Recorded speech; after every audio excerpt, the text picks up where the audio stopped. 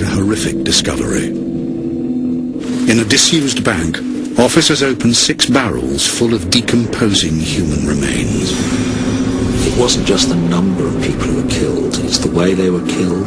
It's the world of nightmares. But this serial killing is unique for one chilling reason. They believed they were on a crusade, and they believed that crusade was the right thing to do. Over 7 years, not one but 4 men would mercilessly torture and kill friends, spouses and neighbours. They discussed murdering people like we would talk about what the weather is like. They need to be punished. They were led by a dominant and sadistic psychopath. I remember thinking, if ever there was the devil, he was sitting just meters from me here.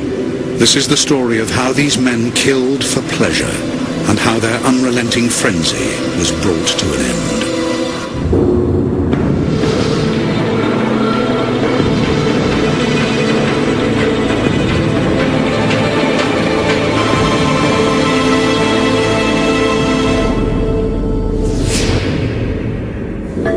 Adelaide, the upright and conservative capital of South Australia. With a population of 1 million, it's known as the City of Churches. But to the north of the city lie many neglected and impoverished suburbs that house much of Adelaide's underclass. In November 1998, married mother of 7, Elizabeth Hayden, disappears from her home in Salisbury North, one of the most deprived areas of the city. Elizabeth Hayden's husband, Mark, is asked to come to the local police station to give a statement and answer some questions from Detective Greg Stone. Mr. Hayden, what's puzzling me is your wife Elizabeth goes missing. Now, the only reason we know she's missing is because her brother reported a disappearance to us. What I want to know is why you didn't report her missing. Look, a week ago, my mate John Bunting said that my wife Elizabeth made a pass at him and he knocked her back.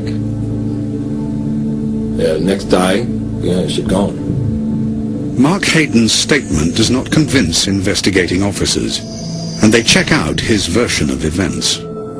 John Bunting, a 32-year-old abattoir worker, corroborates Hayden's story. Chief Superintendent Dennis Edmonds remembers why his detectives were so suspicious. Her husband didn't seem to be all that concerned about where she was or where she might have gone. You get a gut feeling that something's not quite right. You're not sure what it is, but it's your job to find out what was going on. Officers are immediately alerted to a second name in Hayden's statement. So she left. Next day, I went and stayed with my mate Robert Wagner. Robert Wagner, 27 years old and unemployed, is already known to the police. In 1997, his homosexual partner Barry Lane was reported missing. Whilst checking Lane's bank accounts, police come across something suspicious. Jeremy Pudney was a crime reporter working in Adelaide at the time. Police were able to ascertain that Barry Lane, who was missing but not necessarily dead in their eyes, was regularly accessing his bank account, or if not him, someone else was. Police set up a surveillance camera, and over the course of the next few months were able to obtain vision of someone making withdrawals from Barry Lane's bank account. That person wasn't Barry Lane, it was Robert Wagner. Detectives Greg Stone and Steve McCoy urgently review every missing persons case on file and make a startling discovery. At least 5 of these disappearances were linked. Bunting and Wagner were the common denominators. Police can now closely connect 3 men to an astonishing list of missing persons in and around the north of Adelaide. Mark Hayden's wife Elizabeth, missing. Robert Wagner's former partner Barry Lane, missing. Clinton Tresize, also a former partner of Barry Lane, missing. And John Bunting's near neighbours, Suzanne Allen and Ray Davis, missing.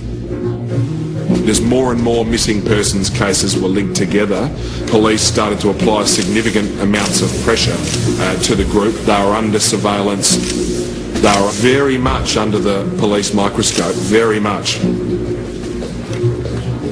We felt that we had enough information to go before a judge at the Supreme Court to apply for telephone interception.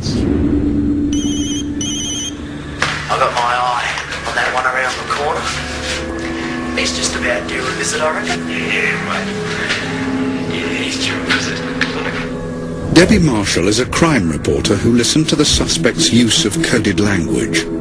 They're picking up these phone taps and they're hearing Bunting and Wagner use the most strange terms, things like they need to go to the clinic, they need to be made good, it's time to play. As officers monitor the suspect's calls, other members of the 20-strong team hunt down an important piece of evidence in the case of Elizabeth Hayden. We were looking for a Land Cruiser 4-wheel drive that she owned, and that car had gone missing. On the 18th of May, investigators follow Bunting and Wagner as they drive 100 miles north of Adelaide to a remote settlement called Snowtown.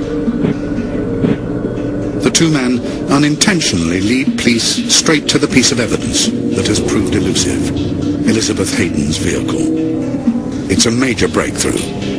A team of investigators is dispatched to Snowtown to examine the vehicle. Among them is experienced crime scene officer Gordon Drage. The idea was to seize the car, forensically examine the car, and see if there was any connection we could draw to the car and these missing people.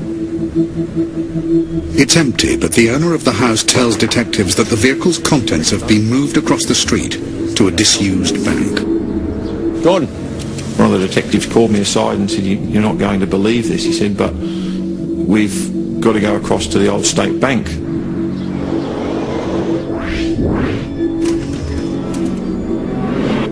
The bank is a makeshift store for computers and electrical equipment, but officers are more interested in getting inside the vault. When we opened the door, we were confronted with a wall of black plastic that had been stuck with clear tape around the sides and a slit straight down the centre.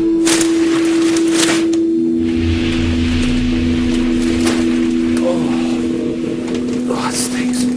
Once we got in, the smell then was just overpowering. We were dealing with something dead. We've got 6 barrels in here, a few knives. I think that looks like a saw over here. Hydrochloric acid. There was that moment of, I've got to look, but I don't want to look.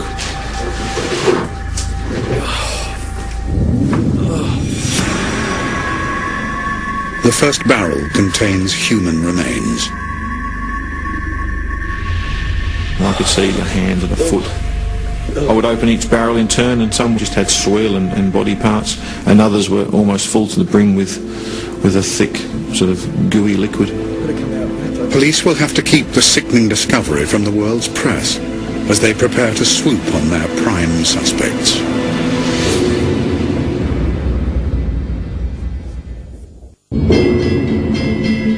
The Major Crime Unit of South Australia Police is investigating the disappearance of 5 missing persons in Adelaide. Following a trail of evidence over 5 months, officers have entered a disused bank vault to discover 6 barrels full of decomposing human remains. The bank is immediately declared a major crime scene. Chief Superintendent Dennis Edmonds has arrived in Snowtown. We took a team of detectives and forensic investigators up to Snowtown, set up a command base at the police station. It is now a race against time. Investigators have to make sure the press don't get wind of the story. The last thing we wanted was the media to run a story that we were investigating something at Snowtown which would tip off these guys before we had a chance to grab them. On the 21st of May 1999, the police move on their 3 prime suspects who have been under surveillance in 5 missing persons cases. In a dawn raid, officers arrest 32-year-old former abattoir worker John Bunting at his home. 27-year-old unemployed man Robert Wagner is also arrested. 41-year-old Mark Hayden is the third suspect arrested. It was his wife Elizabeth's disappearance 5 months previously which triggered the whole investigation. Police have also established that the disused bank is leased in Hayden's name. Whilst in custody, the men remain tight-lipped. Tonight, horrific details emerge of a massacre in the state's mid-north. Australia wakes up to breaking news of the sickening find in Snowtown. Came into the building, this door was closed, and they just opened the door. This morning, the doors were open to the media. Cameras quickly focused on the bank's vault, where 6 large barrels containing decomposed human remains were discovered by major crime investigators on Thursday night. I've been a crime reporter for some time, but just like the police and Australian society, the Australian public, we were confronted by what people were capable of. Later that evening, news crews are desperate to get a glimpse of the 3 accused. The charge sheet alleges that the men murdered an unknown person. That's understood to be a holding charge while investigations continue. As Bunting walked from the dock to the holding cells, a large smile crossed his face. Forensic scientists now examine the decomposing remains within each barrel. With some of the remains soaked in acid, identification could be difficult and hazardous. But remarkably, this crude attempt to destroy evidence could assist the investigation, according to forensic anthropologist Matty Henneberg. These bodies were put into hydrochloric acid. Hydrochloric acid, besides dissolving the mineral from the bone, does not dissolve them. So they actually preserve those bodies for us to study. As they decant and piece together the dismembered body parts, scientists quickly establish that the 6 barrels contain the remains of 8 bodies.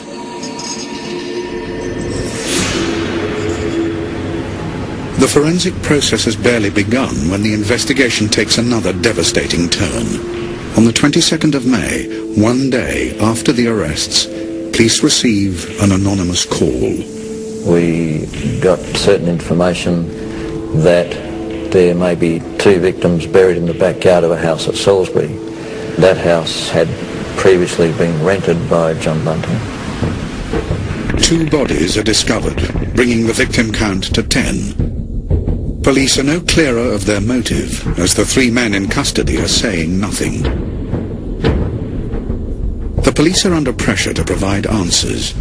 They focus their attention on a 19-year-old man called James Vlasakis. He is the son of John Bunting's partner and lived at the same address at Waterloo Corner Road. Vlasakis' behaviour, combined with things people around him said to police, basically led police to the conclusion that he had some sort of involvement. Taken into custody, Vlasakis talks, but he is terrified. I haven't told anyone this because I didn't want to get killed. Vlasakis tells about how Bunting had bragged about killing a young man in the early 90s. Mate, just go in the lounge room, sit down. Can I put the TV on? Yeah, sure, mate, be my guest. But Vlasakis cannot provide a name for what police believe is Bunting's first victim. John Bunting started off as any one-off killer might do, but he basically loaded the remains into a car, drove out to a paddock in the middle of nowhere and dumped them. Matching crucial details of the killing against post-mortem reports on remains found on a farm near Lower Light in 1996, 3 years earlier, police identify the victim as a 22-year-old drifter, Clinton Tresize. Clinton Tresize was a disillusioned young man. He had very few friends, if any. He had irregular contact with his family and was a very lonely young man. And it made him the perfect target for John Bunting. For police, it's crucial evidence, but they also begin to piece together a dark world on the margins of respectable Adelaide. Jamie Vlasakis had been sexually abused throughout his childhood by his half-brother Troy and by a neighbour, Geoffrey Payne. When Vlasakis was 14, John Bunting began a relationship with his mother, Elizabeth. Whilst in custody, Vlasakis is assessed by psychiatrist Paul Mullen. Bunting began a relationship with Vlasakis, his mother, and he really moved into the role for this young adolescent of a father that he had never known. The young Vlasakis became enthralled. Through Vlasakis, investigators gain their first insight into the character of John Bunting and how he boasted of his violent acts, including murder. John told me parts of what they did. I believe that if I told someone, John would kill me. Someone who knew Bunting well is Vlasakis' stepfather, Marcus Johnson. He was the most unusual man I'd ever met. He was very intelligent and he had a tremendous manipulative ability. In the home he shared with his partner Elizabeth Harvey at 203 Waterloo Corner Road, Bunting would hold court with his inner circle of Robert Wagner, Mark Hayden and Jamie Vlasakis. Porters and pedophiles. They are on every single street corner. The place is crawling with them everywhere. He didn't drink very much. He had the wherewithal, however, to get people to sit around him and to listen to his every word. He was described, Vlasakis, as charismatic, as just someone who evoked admiration. Hey, should have seen this fag on Bastion, Queensland, eh? Oh, mate. I say, hey, mate, you'd be a faggot, wouldn't you? Just like that, right? Yeah. So he goes to me, flinch, too late, sunshine. Oh, mate, you should have seen him, mate. He just dropped like a sack of spuds. Like a teeth. But I knocked his teeth out, mate. Right, yeah, but he deserved it, eh? Oh, yeah. Yeah, he deserved it. Yeah. Of course he deserved it. Yeah. They all deserve it. Yeah. Yeah.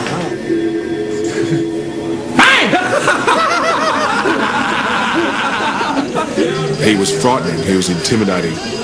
People were either with him or against him, and if they were against him, they were frightened for their lives. Vlasakis reveals to investigators that 5 years after Bunting committed his first killing in 1992, he was ready to kill again, and this time he had a willing partner in crime. Robert Wagner is not a very articulate, not a very strong, forceful personality, yet he had a very dark side to him. Both men moved on their next target, 26-year-old Ray Davis, a disturbed and intellectually impaired man and a near neighbour of Bunting.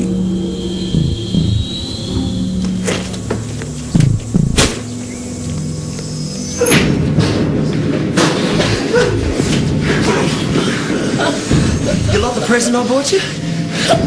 When Ray Davies was abducted, he was taken back to the home that John Bunting shared with Elizabeth Harvey. And it was there that he was finally murdered, strangled to death.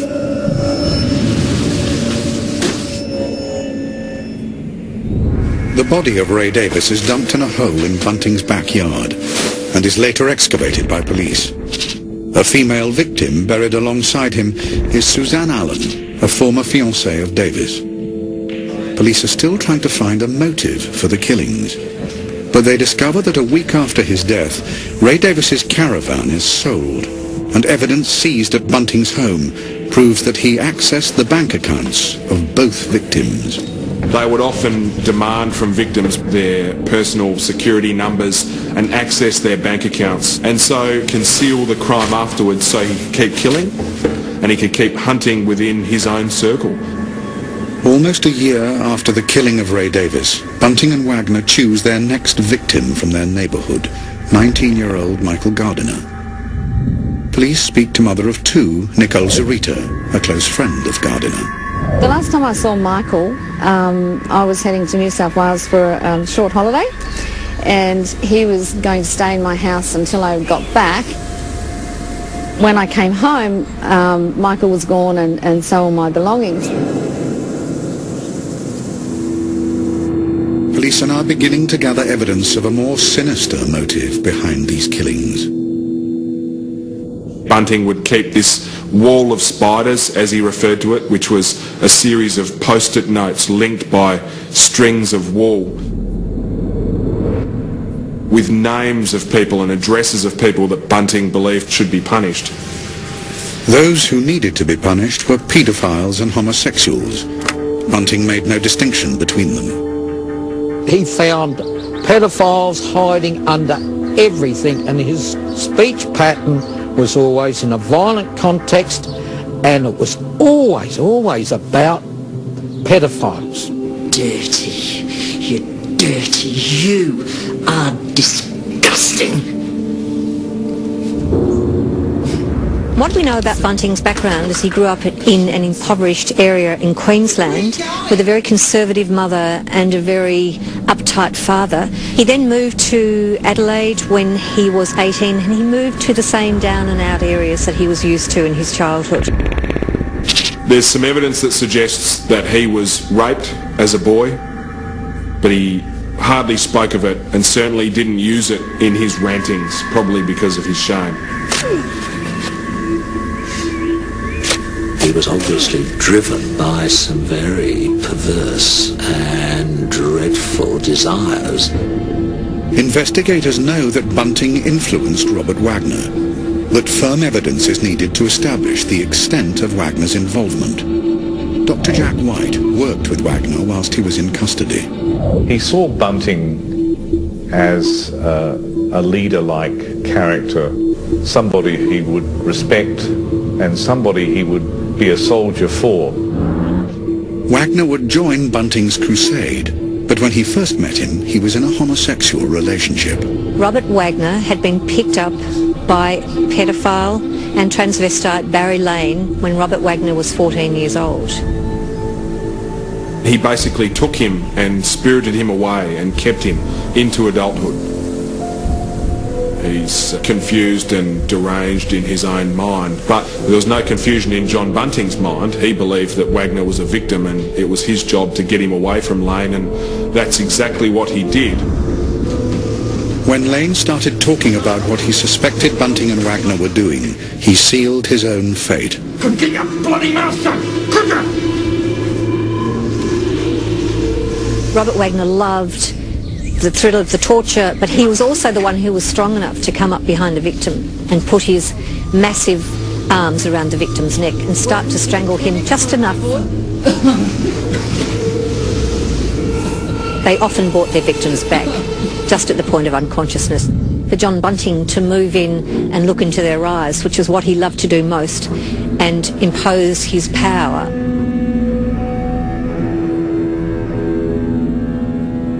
Shortly after the death of Barry Lane in late 1997, a young man was found hanged from a tree at Kersbrook, north of Adelaide. The body was that of 18-year-old schizophrenic Thomas Trevelyan, a former partner of Lane. The death of Mr. Trevelyan wasn't investigated by major crime to start with because it appeared to be a suicide by hanging. Vlasakis now reveals that the death was no suicide, but the result of the killer's growing bloodlust. The motive here was John Bunting's warped hatred for these people, and it became a lust for murder. He wanted to kill people. He was eventually just looking for the right sort of person to kill. Further revelations from Vlasakis will reveal how the murders accelerate, and how he was lured by Bunting into a deadly circle of killers.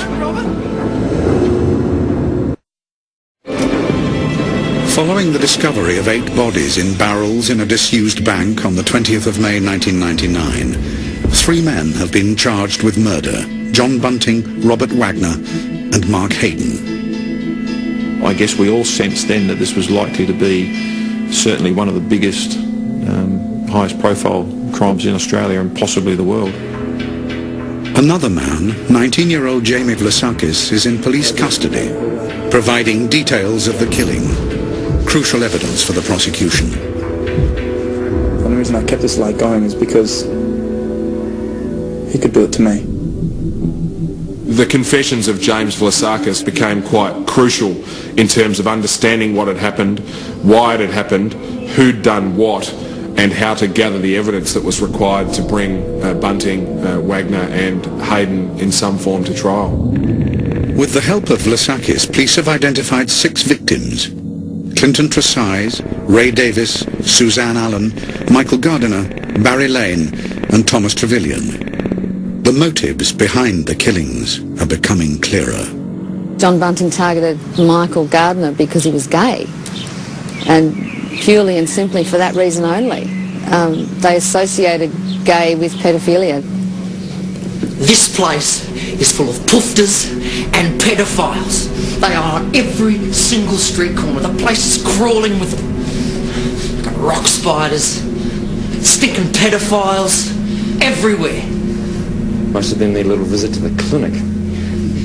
They need to be punished. As Vlasakis continues his statement to police, he also gradually reveals how he was further lured into the dark circle of killing. James Vlasakis says he went out one evening, came back, Bunting and Wagner were there, and showed him the body of Gavin Porter on the ground in the shed out the back, and they told him that they'd murdered him. Gavin Porter was a close friend of Vlasakis, and like him, a heroin addict. Bunting hated drug addicts and regarded them as waste. Vlasakis was obviously shocked, stunned. It was his friend. He was frightened. He believed at that moment that Bunting and Wagner were about to kill him. He was basically frightened, intimidated and implicated from that point on. Throughout the days giving crucial information to investigators, Vlasakis tells of how the killers were now joined by their friend Mark Hayden. I'm on one side of the road. Mark Hayden was a very inarticulate man who obviously could be so easily manipulated. If Bunting said something had to be done, it had to be done. The ordeal of cataloguing the deaths is traumatic for Vlasakis. He can barely manage to cope as he recalls every horrific detail. But he will shock officers as he recounts how he progressed from bystander to killer, beginning with the murder of his half-brother, Troy Yude. Robert and John were just shuffling Troy into the bathroom. I thought he was just going to be bashed. Troy Yude had raped Jamie right through his childhood. He, as Jamie had grown up in this household of frank abuse with a mother who was psychiatrically ill. I thought he was just going to be bashed, given a talking to. Jamie told John Bunting that Troy had sexually abused him, and that was virtually the death warrant of Troy. What are you doing? They took him into the bathroom and they started yelling and screaming. What are you doing? What's happening? Calling him a faggot and a baby rapist and things like that. Troy Yude endured shocking forms of torture for a substantial period of time before he died, and James Vlasakis stood there over him while this happened. And in fact, Troy Yude, his brother, is appealing to him as he's being tortured and killed. What's going on? Why are they doing this to me? He was losing consciousness. John turned around to Troy and he said, "This was fun. I could do this all day." I remember walking down the hallway again. I couldn't handle it. I said to him that I enjoyed it. I didn't. The only reason I kept the lie going was because I didn't want John to kill me. He was shattered mentally, a mess. He was at breaking point. He was a drug user. He'd been controlled by John Bunting and attempted suicide as police were starting to interview him as a suspect. He was just a broken person who didn't have the ability to stop what was going on, didn't have the courage to stop what was going on, and ultimately believed that he was about to be a victim at any moment. The killings have accelerated, with the last 5 murders carried out between November 1997 and September 1998. The killer's frenzied desire for death only increases. They actually sat round tables and talked about murdering people like we would talk about what the weather is like. I got my eye on that one around the corner. He's just about due a visit, I reckon. The next killings of Fred Brooks, a mentally handicapped young man, and Gary O'Dwyer, a local disabled man, followed within 6 weeks and are notable for their prolonged torture. Some of the torture was horrific. John Bunting obtained a voltage variac device, basically an electrocution tool where he could turn up the amount of current that was going into someone.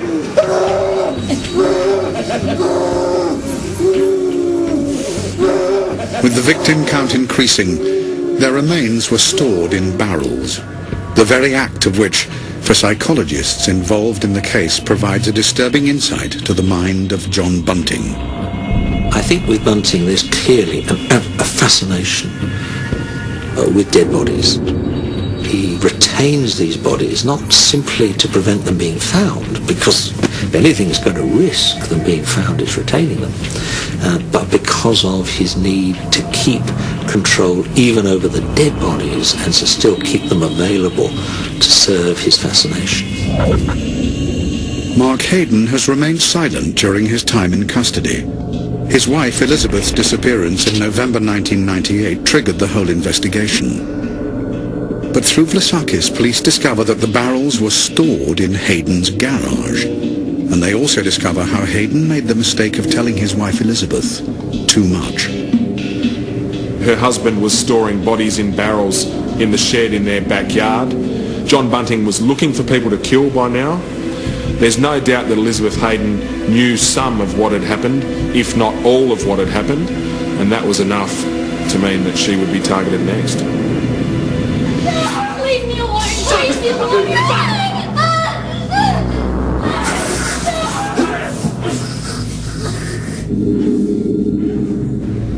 Despite the killer's efforts to conceal Elizabeth Hayden's disappearance, it was investigated immediately by police. Elizabeth Hayden was really the turning point in terms of the investigation and the intensity of the pressure on this group of killers. For the first time, the three men would come under close scrutiny. It caused John Bunting to panic a little bit. The bodies in barrels that he'd been storing in Mark Hayden's garage, he hastily moved. All of this created a trail. The barrels were eventually moved to a disused bank 2 hours north of Adelaide in Snowtown. Despite an increasing and uncomfortable police presence around the suspects, the killings did not stop. Bunting, towards the end of the killing, was getting more and more of a high just through the pleasure of killing someone and the power it gave him. Vlasakis tells how Bunting asked him to lure a young man to Snowtown. That young man, neither homosexual or a paedophile, is Vlasakis' stepbrother, 24-year-old David Johnson, Marcus Johnson's son. David was a very good young man who had never been in trouble with the police. He was clean cut, he was well dressed and well behaved in everything he did, and he did not deserve anything like he got. He was lured to his death by Jamie Vlasakis at John Bunting's insistence, and we have tapes which were played to the court, and it's spine-chilling to hear them. Bunting waiting in the vault at Snowtown as Jamie Vlasakis brings his prey along that lonely road. Bunting's on the phone to Vlasakis saying, "This is the voice of happiness," and Vlasakis saying, "Ha ha, we're on our way."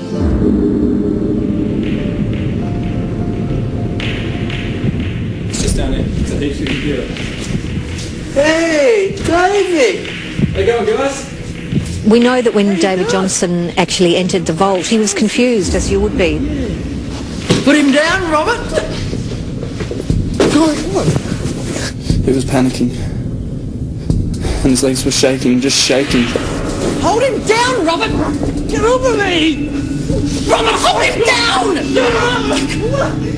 He was looking around, but he didn't know what was going on. He was obviously in a lot of pain. Aside from the horrifying torture, Vlasakis reveals to police that the killing of David Johnson marked the last taboo for Wagner and Bunting. Vlasakis watched both men eat a section of flesh from their last victim. There had been some cannibalism. These people I knew, and I actually sat down and ate with them. And to think they've eaten my son, that's an indescribable feeling. So he had rituals. I mean, the most extreme ritual was the eating together of the flesh of the victim. And they were now tied together by mutual guilt and at one with each other.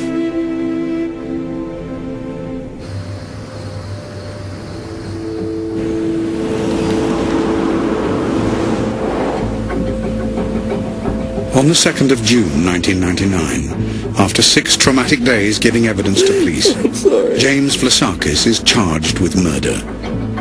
His testimony is crucial in the case against his fellow killers. On July the 2nd, John Bunting, Robert Wagner and Mark Hayden are jointly charged with 10 counts of murder. The whole of Australia awaits the most shocking trial in the country's criminal history.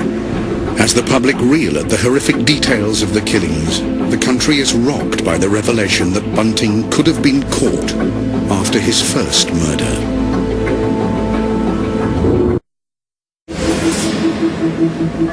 Four men are awaiting trial for a series of horrific murders in South Australia. All 12 murder victims were known to the 4 accused, and all lived in the same deprived ghettos of North Adelaide. The Bodies in the Barrels trials begin in 2001. It'll be a massive undertaking. It was complex, it was demanding.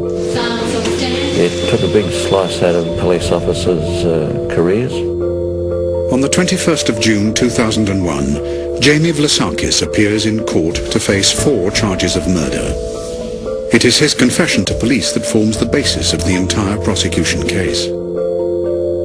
It was a secret deal that had been brokered for some weeks, and he appeared in court unexpectedly and pleaded guilty to 4 of the 5 murders for which he'd been charged. Vlasakis pleads guilty to 4 charges of murder. For his part in the murders of his half-brother Troy Yude, Fred Brooks, Gary O'Dwyer, and his stepbrother David Johnson, Vlasakis is sentenced to 26 years in prison. Throughout he was horrified by the killing, but he was caught up in Bunting's world. It took months and months of physical separation before he escaped from that world and woke up one morning to the full horror of what he'd been part of. Vlasakis returns to court to take the stand for 32 days to testify against his co-accused. It helps to have a star witness when you're trying serial killers, and in return for that, he gets out of jail one day. Mark Hayden pleads not guilty to 2 counts of murder and 5 of assisting offenders. He will be tried separately. Mark Hayden was the monosyllabic sidekick who just did what he was told. He had his own trial and he just sat staring at the floor. The murder charges against Hayden are dropped, but he is found guilty on all counts of assisting offenders. He is dismissed by the judge as a passive manservant and sentenced to 25 years in prison. In October 2002, the trial of Robert Wagner and John Bunting begins. Robert Wagner, charged with 11 counts of murder, pleads guilty to 3 and not guilty to the remaining charges. John Bunting pleads not guilty to 12 counts of murder. They say they were killing pedophiles, people who would harm children, when in actual fact most of their victims were simply people who weren't as privileged as others or whose lives had in some way gone off the rails. The world hears the full appalling detail of each killing. The prosecution plays to the jury recordings made by the killers during their torture sessions. It proves traumatic for all those who attend. I was haunted by the voices of the victims screaming for mercy and receiving none. And it played over and over in my mind. I had nightmares, and I know a lot of people did. Marcus Johnson has to endure listening to the recordings of his son David being tortured. It was a very, very, very emotionally strange, indescribable time to have to sit there and know that he was under such terrible stress and strain that no human being should go through. Despite the prosecution revealing the victim's suffering, there is no emotion from the accused. I've watched John Bunting and Robert Wagner in the dock, and I haven't seen one glimmer of remorse in either of them. In September 2003, the verdicts are announced. Robert Wagner is found guilty of 10 murders. He will spend the rest of his life behind bars for his compulsive desire to kill. I think it was almost like a drug, and he longed to get that feeling, and I think that's what perhaps kept the killing going. John Bunting is found guilty of 11 murders. The jury fails to reach a verdict on the cause of death of one of the victims, Suzanne Allen. Along with Wagner, he will never be released from prison. I have never, ever in my career as a crime writer come across the likes of Robert Wagner and John Bunting. I sat just metres from them in court watching, particularly John Bunting, smirking, loving it. And I remember thinking at one point, if ever there was the devil, he was sitting just metres from me here.